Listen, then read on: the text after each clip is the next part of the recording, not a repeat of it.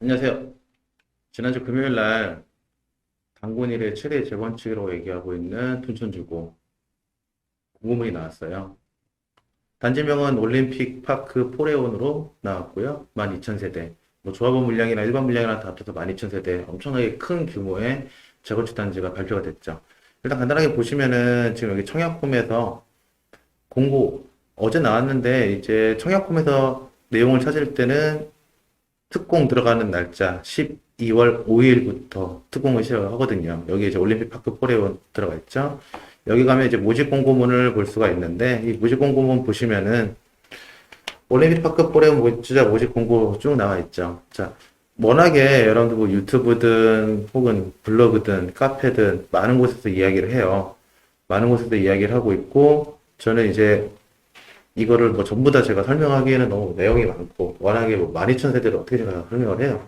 그래서 저는 간단하게만 설명을 해드릴게요. 일단 첫 번째 돈에 관련된 얘기인데요. 주택담보대출은 12억까지 상향 조정이 되어 있어요. 근데 여기 분양가격 보시면은 지금 사람들이 많이 이야기하는 5구 타입과 84 타입이 있는데 5구 타입 같은 경우는 가능해요. 12억 밑으로 들어가 있으니까. 근데 84 타입부터는 12억이 넘게 돼요. 다시 얘기해서 84 타입 같은 경우는 여러분들 주택담보대출 없이 현금으로 작업을 해야 돼요. 12억이 넘어가 버리니까. 그 얘기는 계약금 넣고 그 다음에 매번 중도금들을 마련을 해야 된다. 마지막에 잔금까지. 자, 문제가 되는 건 뭐죠? 여기는 실거주 2년의 의무를 갖고 있어요. 잔금 때 전세 세입자 맞출 수가 없다. 이 얘기예요. 그리고 전매 제한 10년 걸려 있고요. 그러니까 말 그대로 현금이 있는 분들, 현금을 쌓아놓고 있는 분들이 작업이 가능한 단지가 되는 거죠. 솔직히 말해서 저는 이 현장이 지금 뉴스나 인터넷에 보면은 정말 잘 될 거다, 그래도 최애 관심사다, 이걸로 뭐 분양시장의 전환점이 생길 거다라고 얘기하는데요. 솔직히 저는 얄미워요. 이렇게 현금놀이 할 수 있는 현장을 만들어 놓고 현금 있는 사람들만 덤벼라 라고 얘기하는 이런 분양시장이 왠지 좀 그들만의 리그처럼 보이는 약간 자격지심이긴 한데 그냥 괜히 얄미워요. 안 됐으면 좋겠어. 개인적인 생각인데. 안 됐으면 좋겠어. 근데 내가 보기엔 안 될 것 같아. 이 돈 있으면은 난 딴 데 가지. 그쵸? 그리고 또 문제가 되는 게 뭐냐면요. 여기서 뭐 인터넷에 보면 뭐 고금리 시대 현금 부자만의 리그 뭐 이런 얘기 나오고 여기 뭐 이자만 1억, 2억 들어간다. 이 돈 다 마련해야 된다. 이렇게 얘기를 많이들 해요. 근데 다른 게 또 뭐가 있냐면은 두 가지가 있어. 첫 번째는 뭐냐면은 아까 이제 돈 때문에 안 될 것 같다. 라고 제가 그냥 후원을 하는 거예요. 둔촌주공에 대한 이슈 중에 첫 번째. 너무 비싸, 분양가가. 10억이 넘어버렸어. 그리고 두 번째는 뭐냐면은, 말 그대로 집을 사는 거잖아요. 그렇죠? 가치가 어떻든 뭐가 어떻든 간에 이 집이 살만해야 될 거 아니야. 근데 여기서 가장 많이 나오는 얘기 있죠. 옆집 뷰라는 얘기 많이 나와 있죠. 자, 보면은, 여기 지금 뉴스 기사 보면은요, 이 아파트 단지 보면 여기 중간에 약간 틈 있는 거 보이시죠? 요 틈이 여기에요. 842 타입. 가장 많은 84 타입 중에서 이 842 타입이 여기랑 여기가 잡히는데 보시면 어때요? 지금 주방이 이 간격이 얼마 안 된다 이거예요. 그러니까 주방에서 문 열면 옆에 주방이 보인다 이 얘기야. 창문 열고 저 집 밥하네 이게 보일 수가 있는 집이에요. 그쵸? 그리고 여기 84 D 타입 같은 경우는 안방 침실이 또 붙어 있고 약간 둥글게 네모나게 집을 지어놨는데 84 E 타입과 84 D 타입이 붙어 있다 이거예요. 지금. 그러다 보니까 사생활 침해 혹은 뷰의 조망권이 많이 제한이 될 거다. 근데 솔직히 좀 그래요. 이거는 큰 흠은 아니라고 생각을 해. 왜냐면 주방창 열고 살진 않거든. 보통 주방창 닫아놓지. 밥할 때는 살짝 열어놓긴 하는데 닫아놓고 있을 것 같고 또 주방창이 뭐 크지도 않을 것 같고 되면 정말 좋은 거니까. 근데 여기서 이제 하나 더 들어간 게 뭐냐면요. 둔촌주공에 대한 기사들을 조금 여러분들이 많이 보신 분들, 둔촌주공에 대한 기사를 처음부터 조금씩 가면서 관심 있게 보신 분들은 이 히스토리를 좀 아실 건데, 이 히스토리 중에서 뭐가 있냐면요. 중간에 공사가 한번 중단된 적이 있죠. 공사비가 자꾸 올라간다라고 해서.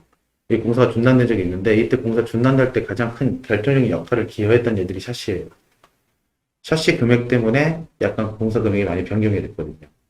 왜냐면 이 샤시 같은 경우는 샤시 들어가는 원재료가 있을 거 아니에요. 이 원재료들을 수입을 해야 되는데 우리나라 샤시 원재료는 어디서 수입을 하냐면요. 자, 미국, 그 다음에 중국, 그 다음에 인도, 그 다음에 러시아, 우크라이나예요. 근데 미국 같은 경우는 배송비가 더 들어가니까 배보다 배꼽이 커서 안 해. 인도랑 중국 같은 경우는 품질이 좀 떨어져요. 원래 우리 PVC 샤시 같은 거 같은 경우는 가공하고 쭉 나오면은 어때요? 하얗게 깔끔하게 나오잖아요. 근데 잘 안 나온대요. 그렇게 좀 시커멓게 나온대요. 그래서 보통 어디서 갖고 오냐면은 러시아랑 우크라이나에서 갖고 온대요. 러시아랑 우크라이나에서 갖고 오는 샤시 원재료인데 이 문제가 된 건 뭐가 문제가 됐어요? 러시아랑 우크라이나랑 싸우고 있는 동안 샤시 원재료 수입이 힘들어진 거지. 그러다 보니까 이 샤시 가격이 작년, 재작년에 계속 막 3개월 단위로 계속 바뀌었어요. 점점 막 계속 올라갔단 말이야. 그래서 뭐 우리나라에서 자체적으로 생산을 하자. 그래서 뭐 LG에서도 생산을 하고 했는데 단가가 너무 비싼 거야. 그러다 보니까 이제 둔촌주공 들어갈 때도 샤시 원재료 때문에 금액이 자꾸 변동이 되니까 이제 공사 중단되는 상태까지 간 거죠. 그러면서 뭐가 문제가 됐냐면은 ALCP 이중창이라고 되어 있어요. 이 ALCP 이중창 검색해 보면은요, 이렇게 캡처본들이 조금씩 돌 거예요. 이 원본 찾기는 힘들어요. 왜냐면 조합원들한테 들어가는 거니까. 근데 조합원한테만 샤시에서 ALCP 이중창이 들어간다. 이게 표현을 어때요? AL이 알루미늄이고 CP가 덮개예요. 알루미늄 덮개 이중창이 들어간다. 라고 생각을 하시면 돼요. 어디에만? 조합원들한테만. 자, 우리 보통 샤시 하면 어때요? 밖에서 봤을 때 하얗죠? 샤시 프레임이. 밖에서 샤시 새로 한지만 하얗게 들어가 있고 옛날 샤시들은 알루미늄처럼 들어가 있으니까 약간 갈색빛 나게 되어 있잖아요. 그렇죠? 근데 얘는 지금 알루미늄 캡을 덮었다 얘기야. PVC 샤시에 알루미늄 캡을 덮었어요. 그러니까 밖에서 봤을 때 어때요? 그 집은 하얀색이 아니라 알루미늄 캡이 보이는 거지. 그러니까 아파트 단지에서 딱 올려다 보면은요, 저 집은 조합원이네, 저 집은 일반 분양이네가 구분이 되는 거야. 근데 여기서 뭐가 문제예요? 조합원들한테 마감재가 더 좋아졌어. 일반 분양은 마감재가 좀 떨어져요. 지금 일반 분양가가 나왔는데 그럼에도 불구하고 사람들이 어때요? 조합원 물건을 사려고 해요. 왜? 안에 마감재가 더 좋으니까. 그리고 층수가 더 높으니까. 그러니까 이게 저는 그런 생각을 해요. 보통 우리 이 단지는 잘 사는 단지, 이 단지는 못 사는 단지 이렇게 막 구분을 하잖아. 근데 얘는 너무 커, 단지 자체가. 12,000세대 하나 들어가니까 단지 안에서도 구분이 될 것 같은 거야. 근데 단지 안에서 어떻게 구분이 돼요? 밖에 보면 돼. 밖에 딱 보면은요, 저 집 창은 AL캡이네, 알루미늄 캡. 저 집 창은 뭐 PVC네. 아, 저 집은 조합원이네. 저 집은 일반 분양이네. 아, 저 집은 원래 이 동네 사람이네. 원래 송파 사람이네. 저 집은 어디서 온지 모르는 뜨내기네. 이게 되는 거지. 약간 단지 안에서 이게 좀 갈릴 것 같은 그런 느낌이 드는 거죠. 근데 이것도 어쨌든 갈리는 거잖아. 그쵸? 아니, 한두 푼 쓰고 들어가는 것도 아닌데. 그리고 솔직히 말해서 뭐 AL캡 요게 비싸다고 하더라도 뭐 분양가에 비해서 얼마나 더 비싸겠어요. 그쵸? 근데 그 분양가보다 얼마 안 비싸지만 그거를 또 낮춰가지고 구분을 시켜버리니까 그냥 저는 그래요. 부동산 쪽에서 지금 정보 수집하고 자료 공부하고 이렇게 부동산 공부하는 사람 입장에서는요, 이 둔촌주공 같은 경우는요, 조금 얄미워요. 조금 얄미워서 여기는 정말 돈 많은 사람들만을 위한 그런 단지이면서도 그 안에서도 나누는 게 아닌가.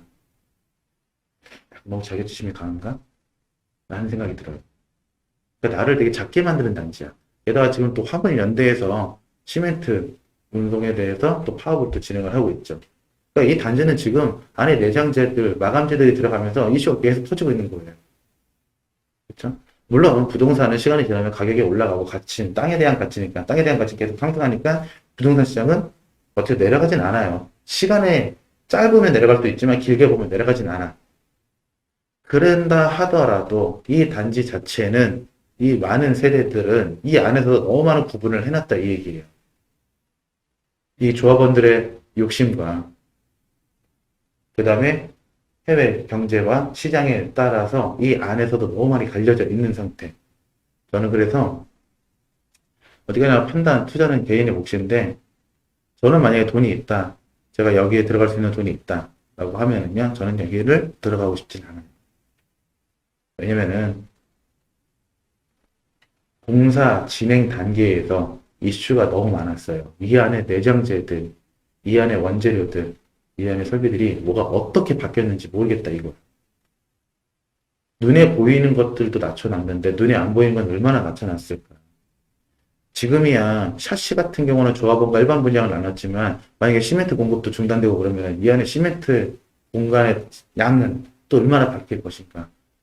예를 들어서 시멘트랑 모래랑 섞을 거 아니에요. 근데 시멘트가 안 들어가면 모래를 더 많이 섞을 수도 있잖아. 나는 그게 너무 싫은 거예요. 정말 깔끔하게 이 단지, 같은 커뮤니티 시설에서 같은 단지에 사는 사람들끼리 이웃사촌처럼 편하게 지낼 수 있는 그런 단지가 저는 좋은데, 이 단지는 단지 안에서도 너무 많은 걸 나눠놨어요. 물론 12월 5일 날 보면 되겠죠. 얼마나 많은 사람들이 들어갈지. 오거타입 같은 경우는 제가 보기에는 잘 나갈 것 같아요.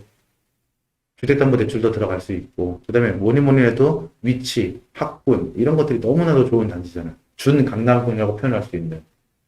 강남권인데, 준강남권인데, 이 준강남권을 이 정도 금액이 들어간다? 이거는 정말 좋은 찬스예요. 근데 그 이상 84 타입부터는 주택담보대출이 없이 현금이 있는 사람들만 들어갈 수 있는 그들만의 세상이 되는 거죠. 그래서 물론 어쩔 수 없는 금액이긴 해요. 공사금액, 자재금액도 오르고 인건비도 오르기 때문에 많이 올라가긴 했는데, 그럴 거면은 난 차라리 이런 것들은 좀 구분하지 않았으면 했었어요. 그러면은 그래도 투자하려는, 혹은 내가 정말 그 지역을 원하는, 그 집의 선택을 원하시는 분들이 들어가더라도 괜찮을 것 같으니까. 근데 너무 많이 나가. 보이지 않는 것들도 있을 것 같아. 그래서 제 생각은 또 뭐 12월 5일 날 돼봐야 알겠지만, 59 타입은 잘 나가고 84 타입은 좀 가점이 많이 낮춰지지 않을까. 안 나간다는 건 아니에요. 어차피 너무나도 입지가 좋은 곳이라서. 그래서 뭐 가점이 60점대 이렇게 얘기를 하는데 뭐 50점대까지 내려가지 않을까. 저는 이런 생각을 해요. 선택은 여러분들의 몫인데요. 오늘은 여기까지 말을 아낄게요. 이거 너무 단지가 커갖고 괜히 얘기하면은 안티, 뭐, 안 그래도 없는 구독자 다 떠날 것 같아서 오늘 여기까지 하겠습니다. 감사합니다.